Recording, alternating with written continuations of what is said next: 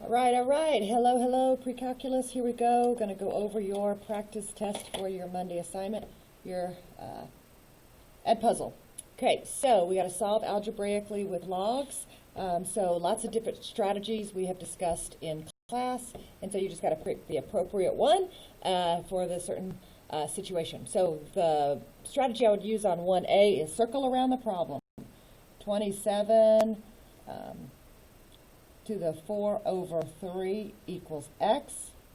Okay, and so a rational exponent is just a fractional exponent, and you can put the 4 here, or you can put the to the 4 on the outside of the whole thing. I like to put it on the outside because the order of operations to which you do these doesn't matter, but I don't want to take 27 to the 4th power. So I'm going to do the cubed root of 27, which is 3, and 3 to the 4th is x, and so x then is 81. All right, so that's our first one. All right, our second one is going to be 2x plus 3 to the 3/4, and so I'm going to counteract this fractional exponent with its reciprocal. So I need to release to solve for x, so I'm going to raise both sides here to the 4 over 3.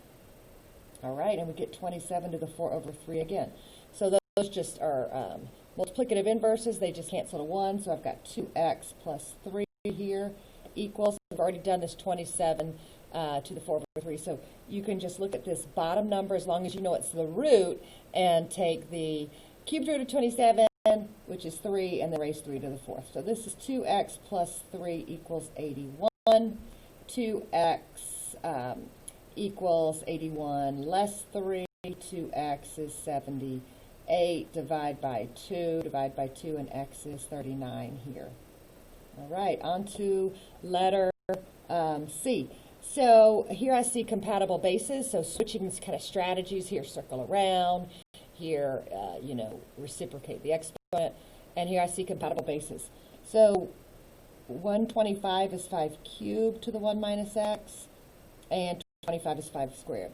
So now I can just work in the exponential positions and make sure you use your parenthesis here, and we get 3 minus 3x is equal to 2. Just distributing there. So minus 3x is equal to 2. Minus 3, that's negative 1. Divide by negative 3. X is 1 over 3. Okay? Compatible bases here also. I think you guys are going to find this problem easier if you go ahead and just start it and go ahead and change that to a 1/2. Okay? Remember, square root is a rational exponent. 2 is the denominator understood here, and the power, the numerator, is here and understood 1. Okay, compatible bases of 3, 3 to the 4th, and 4x minus 2, and then this is 3 cubed to the 1/2. Okay, we can ignore the bases now and just work in exponential position. This will be 4 times 4x minus 2, and 3 times 1/2. All right, so 16x minus 8 equals 3 over 2. Let's just bump everything up by a 2. Let's just multiply this whole thing by a 2. And get 32x minus 16 is equal to 3. 32x is equal to add 16. And divide by 32. X is 19 over 32. All right, math is fun and easy. Okay, here we go. Find f of x and g of x so that the function can be described as a composition, and g is the inside function, f is the outside function. So this just says do not let f of x be x or g of x be x, because that's just lame to let one be x and then just let the other one be, the whole thing. That's not really thinking. All right, so we're going to let g be the inside. This is pretty straightforward. This is going to be your g of x, the inside. If it's a fraction, you'd let the inside be the denominator, so on and so forth. So there's x plus 5. And so the trick to finding the outside function is whatever you let be the inside function, just replace that with, the whole thing as x, and this will be root x. So you can see if you were to plug g into f at x, you would certainly get this original here. I'll just erase it so you can see it. You would get that original. All right. Find the functions, find the composition of the functions f of g of 2. So I'm going to do g of 2 first and then plug that result into f. So g of 2 is going to be 10 plus 2 equals root 12. And typically you would change this to 2 root 3. But since I have to go ahead and plug that into x squared, I'm just going to keep the root 12. Because when I square it, it's just going to be 12. So here you don't even have to go to this step, although, you know, we usually do. But in this case, since we're turning around and squaring it, you don't have to. Okay, some compound interest and some continuous interest here. So we're finding the amount, so we don't need logarithms on this one. We just need to know our formula. A equals P1 plus R over N to the NT. Find the amount. If 500 is invested, so there's 500 at 6.25, so 0.0625 quarterly, so 4, and then 4 again, and 18 years. Okay, so you'll go to your calculator and just do 500 parentheses 1 plus 0.0625 divided by 4, and then up in the exponential position. Make sure you put that in parentheses here, or it will goof up, unless you want to just change it to 72. So I'm just using the calculator here. I'm not going to go through all that. This comes out, you can check it on yours, 1526.77. Continuous, when you read this word, you jump to PERT. Okay, so the amount when 500, and we have E, and to the RT here, we're going to use that same 0.625 and that same 18. Okay, so again, just going to the calculator, plugging this in. You know, again, let's put these in whole parentheses so your calculator knows what to do. Use your E button, which is, you know, clear right here, right above LN. There's your E button. And all should be good here. So this comes out to be 1540.11. Okay, so a little bit of a better turnout here, and that makes sense because the more you compound your interest, the more your interest goes back into your money. You make more money. All right, the inverse here. Let's replace f of x with y. Let's switch and solve. Okay, so let's multiply up that y minus 2. First challenge is to get y out of the denominator, so let's multiply it up. Now I got to get it out of parentheses. I got to break it out, so I'm going to have to distribute this x. I'm going to have to distribute that x there. That's a 2, so let's just write 2x, I guess. And this is y plus 1. Okay, and so we have our y terms. So I'm just blocking those off. Those involve y, so I want to collect those on one side. xy minus y, and then 1 plus 2x. Okay, so we're looking good here. Now here's the trick to isolating y. Our ultimate goal is to get y equal. So to get just a singular y, I'm going to factor it out. So y, x minus 1, 1 plus 2x. And then I can divide out that parenthesis. I can divide out that entity. Okay, that on both sides, right? Gone, and you get, I don't need those parentheses because a fraction bar counts as a parentheses. All right, so then we just replace with f inverse notation, and 1 plus 2x, x minus 1. First page, done. All right, second page. Oh, look, I got 2 of them here. I need that one. All right, our f of x and g of x inverses of each other, determine and explain using the property of inverses. Okay, well, this is confusing. That should be called g of x. Sorry. We rewrote this practice test for this year, so that's an error on us. But that's g of x. So the property of inverses just says when you compose them, they need to equal x. So f of g is going to equal 2, 3, and then plug in f, and don't forget that minus 4. So I'm just plugging g into f at x. Distribute, those are multiplicative inverses, so they'll just cancel each other, and that'll just be x. And then 2/3 of 6 is is going to be 12 over 3, which is 4, and then you have this minus 4, so x, when composed, is realized, and that's good. G of f, here, we're going to take G and plug in f, 2, 3x minus 4, don't forget that plus 6, so now I'm just plugging f into G, distribute. Okay, so 3 over 2, 2 over 3, multiplication inverses, so that'll just be 1. That's x. 3 times negative 4 is negative 12 over 2 is negative 6 plus 6, and x. So indeed, they are inverses. And explain, you don't need to explain, you can just show that you compose them and then yes. All right, graph the function without your calculator, label one key value and asymptotes and state the domain and range. Think, what are the transformations? All right, well, this is right 2, this is up 3, this is decay because it's 1/2. So the key value there would be, right here, if we started with the original, would be 0, 1, but we're going right 2 and up 3, so our new key value is 2, 4, okay? So 2, 4 there on our new key value. 1, 2, 3, 4. We're going to have some decay here, so the asymptote is going to also shift up 3. So it's going to go from this 0 to 3. 1, 2, 3. All right, that's on the right-hand side. It goes the way of the vertical shift. Okay, so decay is just going to come down in this direction. I would probably try to lock myself down on the y-axis.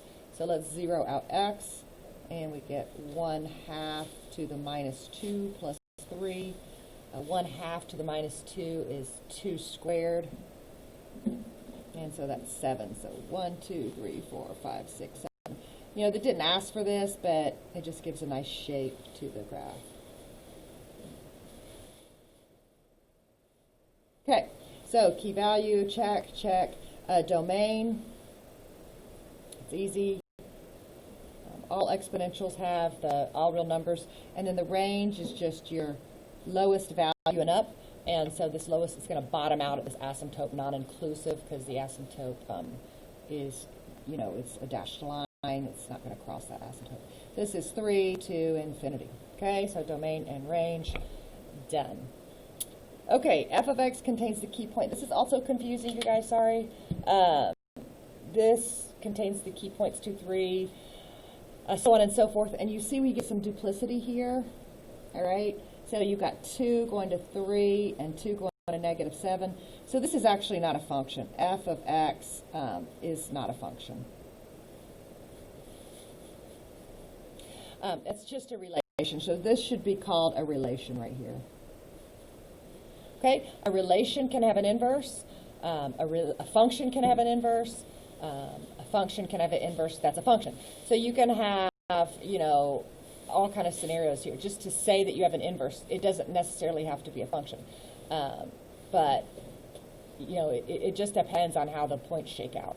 So we're actually starting with a relation, and we want to see if its inverse is a function.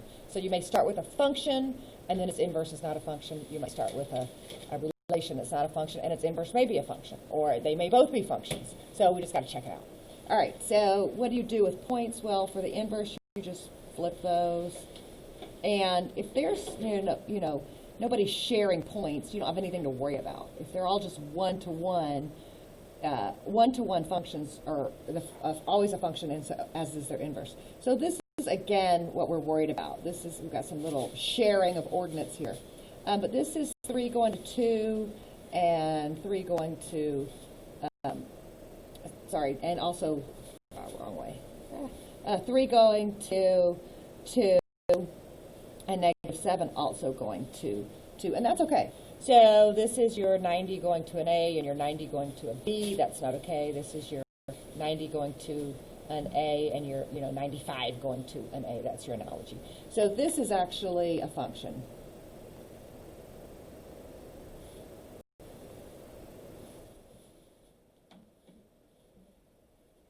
Yes, the inverse is a function, okay? So that just actually started off that the original was a relation, and then this is a function. All right, rewrite in exponential form. This is super easy. That's base e, circle around. E to the w equals 3n. Done. What is that? 3 squared equals k. So 3 squared equals k. 9 equals k. Rewrite in log. Base is the base. Remember, the log is the exponent, so it's almost like these kind of switch places if you think of it that way. This is log of m. Base is the base. The exponent is going to be on the other side of the equal mark, and that's for d. Two little items there, so I'll put a parentheses. Change of base formula. Remember this. Your calculator can't take that log of 12, so use your change of base, which just says common log over common log. We'll use ln on this one. Why not? You don't have to. You can use either one for both. And then you just put the component in the numerator and the base in the denominator. 5 and 24. Okay, you can use either. Both would work. This one comes out to 1.295, and this comes out to 0.506. Okay, moving on. Solve algebraically. Okay, so again, we get to just choose our strategies here. Circle around. 64 to the negative 2/3 is x. So let's send that down. Make it comfortable. Negative goes away. Cubed root of 64 is 4. And square it. Here's that one. Here, isolate first. Okay, make sure you isolate first before you start taking logs or trying to get a similar base, what have you. Isolate first. Please don't make that 7. That's going against the order of operations. That's minus 5. 2 times 4 to the x equals 6. Divide by 2. And we don't have similar bases here, so this is take the log of both sides. Log for x equals log 3. That's going to pull the x down. X is equal to log 3 over log 4. Okay, if you were asked to leave it exact, you would leave it as log 3 over log 4. If you needed to go to decimal, just go to your calculator. Those are both common logs. You would get 0.792. This is like the one we did in class. I want to pull this 3x down. So with a base e, I'm going to L in it. L in it. Okay, so 3x just drops because those negate. 5. All right. And so x is equal to the ln of 25 over 3. So that would be your exact answer. The ln of 25 over 3 is 1.073. Okay, so my first name is Ellen, E-L-L-E-N, and it kind of sounds like L-N. So, yeah, sometimes I would, when I was in high school, you know, when we didn't have texting stuff, I would sign my name, my notes that I would pass to friends, L-N, because that's how big of a math nerd I am. All right, moving on here, log of 1 over 100, and this is just base 10, and 10 to the negative 2. Those cancel, and that's just negative 2. Okay, so here we go. Those just cancel, 14. All right. And now this is the new stuff we did in class on Friday. So here we go. Log on both sides. This is going to be circle and ignore. Constant on one side. This is going to be circle, condense and circle. All right, so here we go. X minus 1 equals 3x plus 13 over x plus 2. And yeah, there's a log here and a log here. Sorry, there's a log here and a log here. But since I have a log on both sides, I can just ignore. Okay, so let's move down here so I have some breathing room. This is x minus 1 equals 3x plus 13 over x plus 2. Let's multiply by x plus 2, x plus 2. Okay, cancel. And this is just going to be FOIL, x squared plus x minus 2 equals 3x plus 13. Everything to one side. Factor it. and x is 5, x is negative 3, and the negative 3 is a problem because it would just right off the bat right there, it would cause a negative behind the log. So that's just x equals to 5. Here, condense log base 7 of x plus 1, x minus 5 equal to 1, and now we circle. When I say circle, we're just converting to exponential form. Okay? All right, and so 7 equals x squared minus 4x minus 5. Set it to 0. It's a quadratic. Factor it. X is 6. X is negative 2. And the negative gets thrown out. It seems to be that negatives always get thrown out. That's usually the case, but always just check. And for sure, negative 2 is going to cause an issue here and here, so it's gone. All right, last ones. Write as a single logarithm. Condense, just think condense. So ln, that's a positive term, right? So this x minus 2 is on top. This is a negative term, so this is all behind the logarithm. So that's on the bottom, but you've got to get this exponent up there. So that's actually 3x quantity squared, which is 9x squared. Okay, that's 3x quantity squared. And then this is back to being a positive, so it goes back up top. All right, so the best way to present this would probably be ln of x squared minus 4 over 9x squared. And the last one, go in the other direction and expand. Log base 2 of, this is numerator, so positive term, x, but we're going to send that 2 in front. And then this is on the bottom, so minus log base 2 of x minus 2. Okay, so there we go. Forgive any mistakes. I've done this 3 times now, and I'm verified that my mic's on, so I think we're good. All right, good luck studying, and I'll see you guys in class. Take care. Bye.